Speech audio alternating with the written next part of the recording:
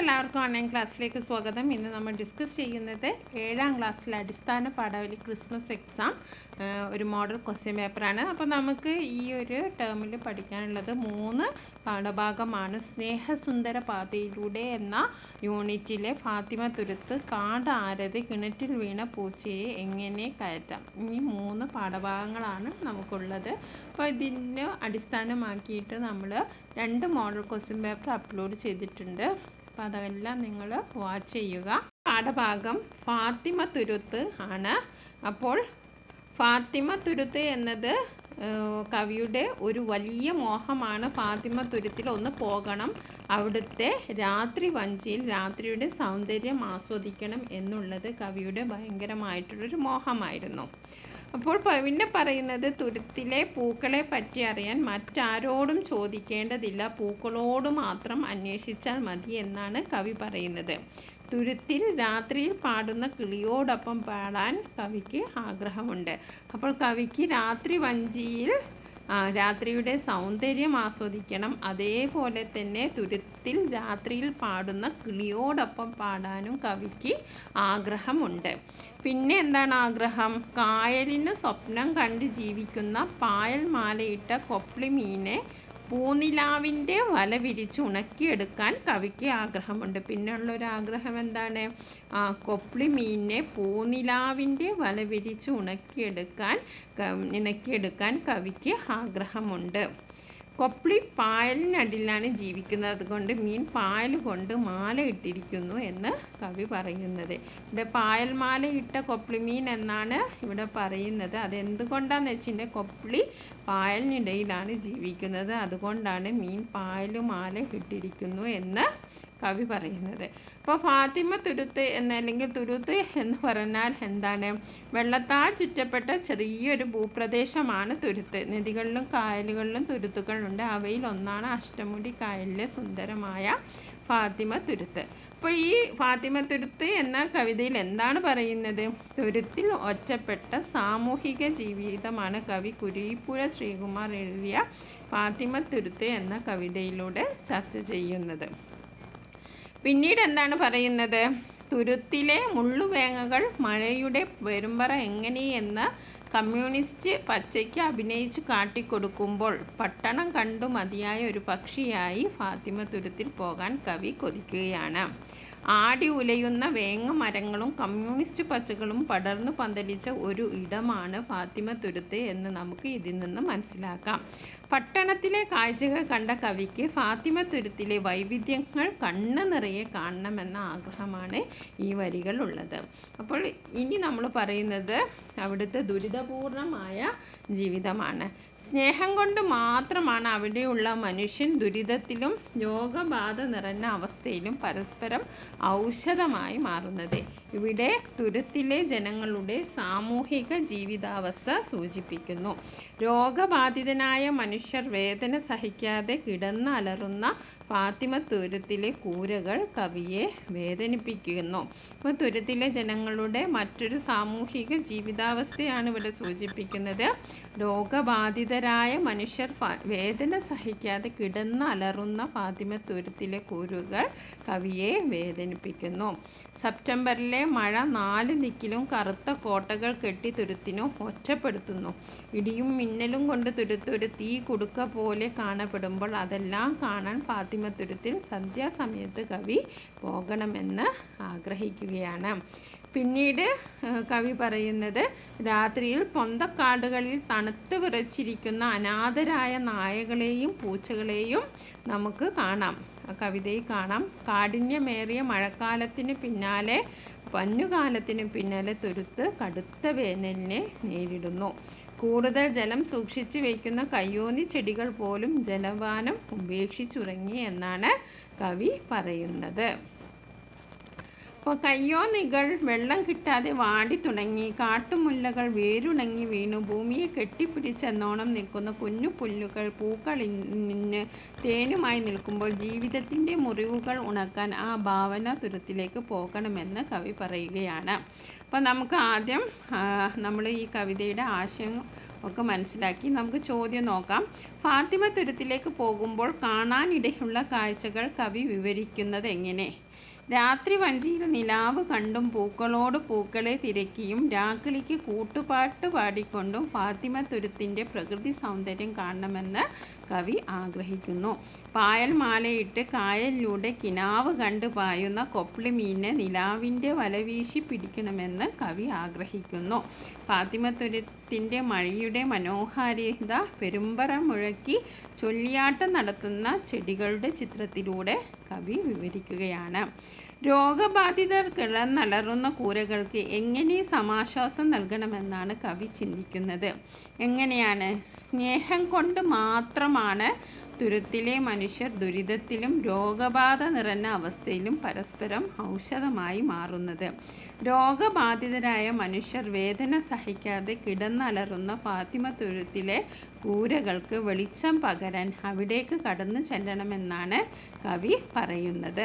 ഇനി അടുത്തത് വിശകലനം ചെയ്യാണ്. ചിലപ്പോൾ എക്സാമിന് വിശകലനം ചെയ്ത് കുറിപ്പ് തയ്യാറാക്കാൻ വരും.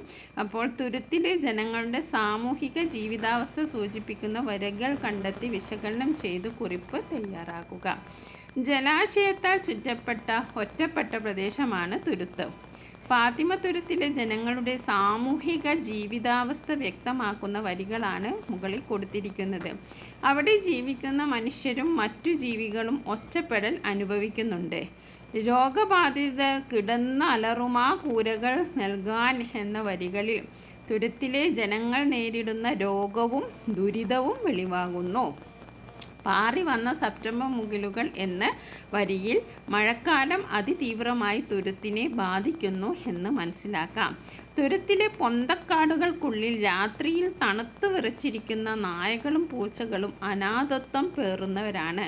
കാഠിന്യമേറിയ മഴക്കാലത്തിനും മഞ്ഞുകാലത്തിനും പിന്നാലെ തുരുത്ത് കടുത്ത വേനലിനെയും നേരിടുന്നു. ഇനി ചില ചർച്ച ചെയ്യാനാണ്. ഫാത്തിമ തുരുത്തിലൊന്ന് പോകണം, രാത്രി വഞ്ചിയിൽ നിലാവ് കാണണം, പൂക്കളോട് പൂക്കളെ തിരക്കണം, രാക്കിളിക്ക് കൂട്ടുപാട്ട് പാടണം. ഇവിടെ കവിയുടെ ഭാവനയിൽ വിടരുന്ന ഫാത്തിമ തുരുത്തിൻ്റെ ഭംഗി ചർച്ച ചെയ്യുക. ഫാത്തിമ തുരുത്തിലൊന്ന് പോകണം എന്നത് കവിയുടെ വലിയ മോഹമാണ്. തുരുത്തിൻ്റെ സൗന്ദര്യത്തെപ്പറ്റി അദ്ദേഹം കേട്ടറിഞ്ഞിട്ടുണ്ടാവണം. പകലിനേക്കാൾ ഭംഗിയാണ് തുരുത്തിലെ രാത്രി കാഴ്ചകൾക്ക്.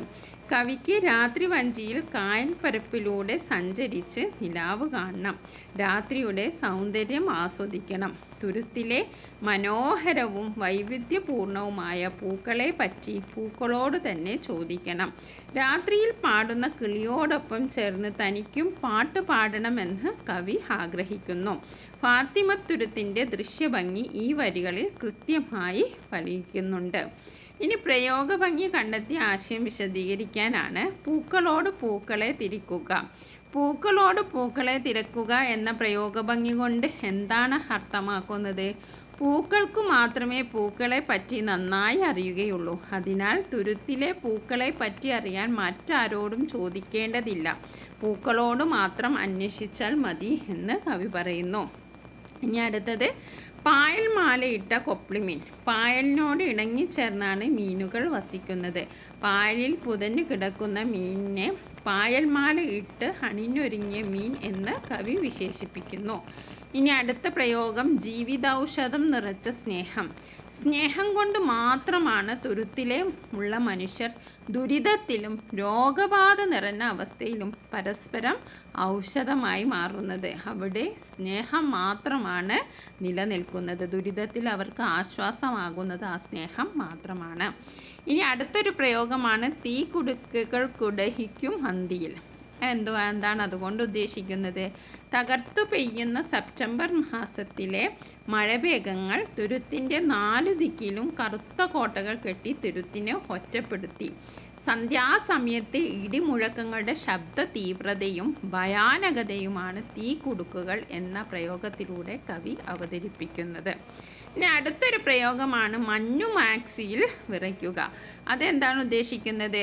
തുരുത്തിലെ മഞ്ഞുകാല രാത്രിയിലെ തണുപ്പിൻ്റെ തീവ്രതയാണ് രാത്രി മഞ്ഞുകൊണ്ടുള്ള മാക്സി ധരിച്ച് വിറയ്ക്കുന്നു എന്ന പ്രയോഗത്തിൻ്റെ അർത്ഥം.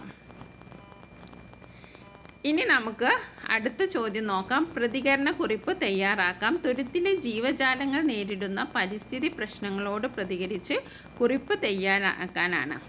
കൊല്ലം ജില്ലയിലെ അഷ്ടമുടി കായലിലെ ദ്വീപ് സമൂഹങ്ങളിൽ ഒന്നാണ് ഫാത്തിമ തുരുത്ത്. തുരുത്തിനെ പറ്റി മലയാളത്തിലെ പ്രശസ്തനായ കവി കുരീപ്പുഴ ശ്രീകുമാർ എഴുതിയ കവിതയാണ് ഫാത്തിമ തുരുത്ത്. കവിതയിൽ തുരുത്തിൻ്റെ ഒറ്റപ്പെട്ട സാമൂഹിക ജീവിതമാണ് ചർച്ച ചെയ്യുന്നത്. തുരുത്തിലെ മനുഷ്യർ, അവരുടെ ജീവിതം, അവിടുത്തെ മറ്റു ജീവികൾ, തുരുത്തിലെ ചുറ്റുപാട് ഇവയെല്ലാം ഈ കവിതയിൽ തെളിയുന്നു.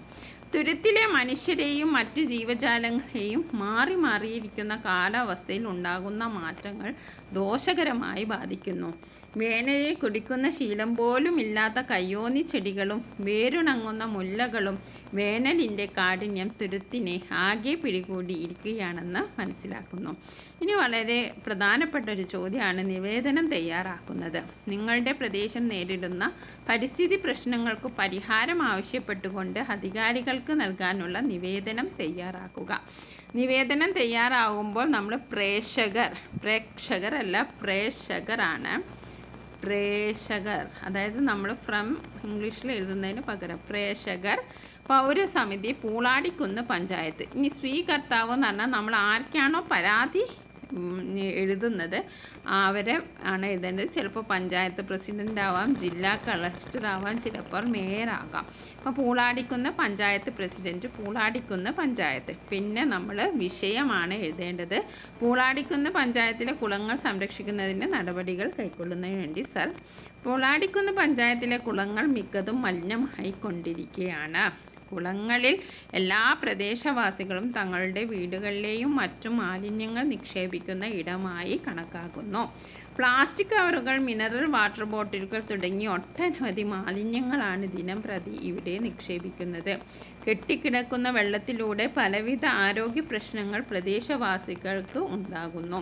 അതിനാൽ ഈ പഞ്ചായത്തിലെ കുളങ്ങൾ സംരക്ഷിക്കാൻ കർശന നടപടിയെടുക്കണമെന്ന് അപേക്ഷിക്കുന്നു എന്ന് വിശ്വസ്തയോടെ പൂളാടിക്കുന്ന് പഞ്ചായത്ത് പൗരസമിതിക്ക് വേണ്ടി ആരാണോ അവരുടെ ഒപ്പ്, പിന്നെ സ്ഥലവും തീയതിയും എഴുതുക. ഇനി അടുത്തത് ഒരു ആസ്വാദനക്കുറിപ്പാണ്. ഫാത്തിമ തുരുത്തിനെ കുറിച്ച് ഒരു ആസ്വാദനക്കുറിപ്പ് തയ്യാറാക്കാനാണ്. കുരീപ്പുഴ ശ്രീകുമാർ എഴുതിയ കവിത ഫാത്തിമ തുരുത്തിൽ ഒറ്റപ്പെട്ട സാമൂഹിക ജീവിതമാണ് ചർച്ച ചെയ്യുന്നത്. തുരുത്തിലെ മനുഷ്യർ, അവരുടെ ജീവിതം, അവിടുത്തെ മറ്റ് ജീവികൾ, തുരുത്തിലെ ചുറ്റുപാട് ഇവയെല്ലാം ഈ കവിതയിൽ തെളിയുന്നു. ഫാത്തിമ തുരുത്തിൽ പോയിട്ട് ഒരു രാത്രി വഞ്ചിയിൽ നിലാവിൻ്റെ സൗന്ദര്യം ആസ്വദിക്കാം എന്ന് കവി ആഗ്രഹിക്കുന്നു. തുരുത്തിലെ പൂക്കളെ പറ്റി അറിയാൻ മറ്റാരോടും ചോദിക്കേണ്ടതില്ലെന്നും പൂക്കളോട് മാത്രം അന്വേഷിച്ചാൽ മതിയെന്നും കവി പറയുന്നു.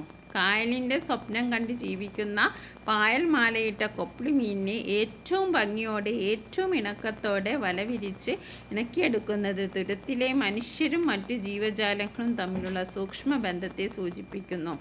സ്നേഹം കൊണ്ട് മാത്രമാണ് അവിടെയുള്ള മനുഷ്യർ ദുരിതത്തിലും രോഗബാധ നിറഞ്ഞ അവസ്ഥയിലും പരസ്പരം ഔഷധമായി മാറുന്നത്. തകർത്തു പെയ്യുന്ന സെപ്റ്റംബർ മാസത്തിലെ മഴ 4 ദിക്കിലും കറുത്ത കോട്ടകൾ കെട്ടി തുരുത്തിനെ ഒറ്റപ്പെടുത്തുന്നു. കഠിന മഴയും കാഠിന്യം നിറഞ്ഞ മഞ്ഞുകാലവും കഴിഞ്ഞ് തുരുത്ത് കടുത്ത വേനൽ അഭിമുഖീകരിക്കുന്നു.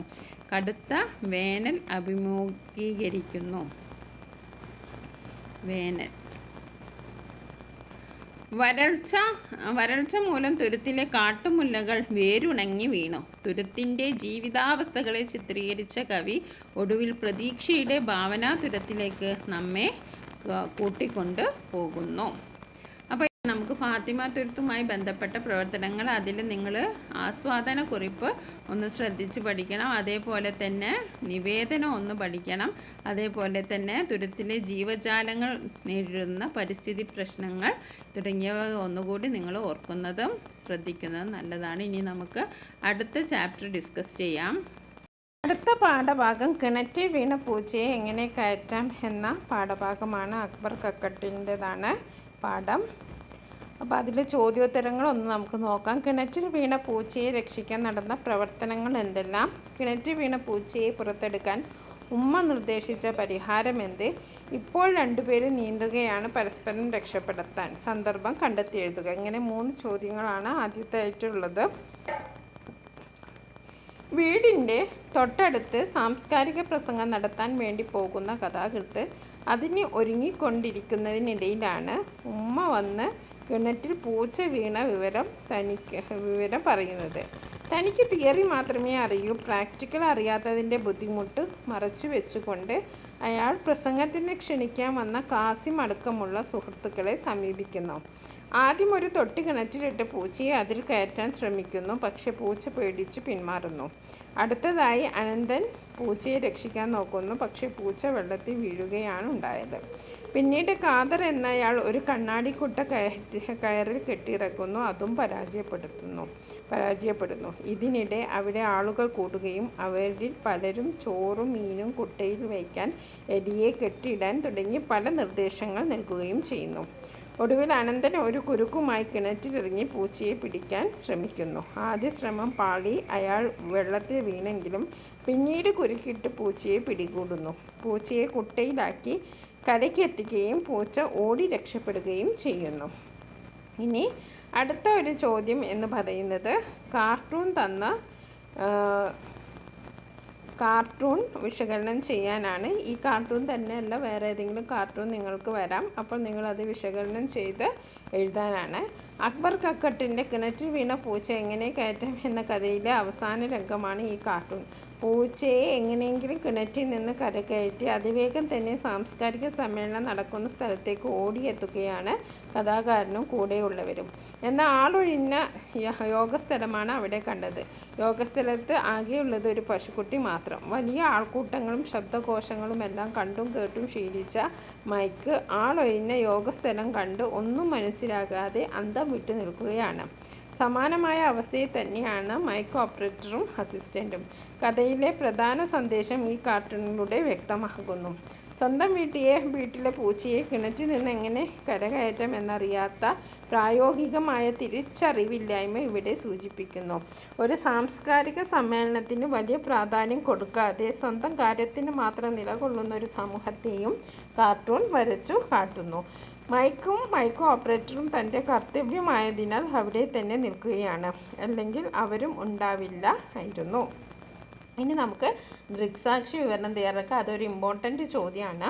കിണറ്റിൽ വീണ പൂച്ചയെ രക്ഷിക്കുന്ന ഭാഗം ദൃക്സാക്ഷി വിവരണമായി അവതരിപ്പിക്കുക. എല്ലാവർക്കും നമസ്കാരം. ഞാനിപ്പോൾ നിൽക്കുന്നത് നമ്മുടെ പ്രശസ്ത സാംസ്കാരിക നായകൻ അക്ബർ കക്കട്ടിൻ്റെ വീട്ടിലാണ്. അദ്ദേഹത്തിൻ്റെ വീട്ടിലെ പൂച്ച കിണറ്റിൽ വീണുപോയി. അതിനെ പുറത്തെടുക്കാനുള്ള ശ്രമത്തിലാണ്. സാംസ്കാരിക സമ്മേളനം തൊട്ടടുത്തുള്ള യോഗസ്ഥലത്ത് നടക്കാൻ നിമിഷങ്ങൾ മാത്രമേ ഉള്ളൂ. അദ്ദേഹം വളരെ ചിന്താകുലനാണ്. എന്നാൽ പ്രസംഗത്തിന് ക്ഷണിക്കാൻ വന്ന കാസിമും അനന്തനും മുന്നിട്ടിറങ്ങുകയാണ്. അവർ പല വഴികൾ തേടുകയാണ്. വാക്കുകൊണ്ട് പല നിർദ്ദേശങ്ങൾ നൽകാൻ ബാബുവും കൂടെയുണ്ട്. മൂന്നാളിൽ ഒതുങ്ങുന്ന കാര്യങ്ങൾ നാട്ടുകാർ എല്ലാവരും അറിഞ്ഞു ഓടിക്കൂടുകയാണ്. പലരും പല നിർദ്ദേശങ്ങളും മുന്നോട്ട് വയ്ക്കുന്നുണ്ടെങ്കിലും ഒന്നും എവിടെയും എത്തുന്നില്ല.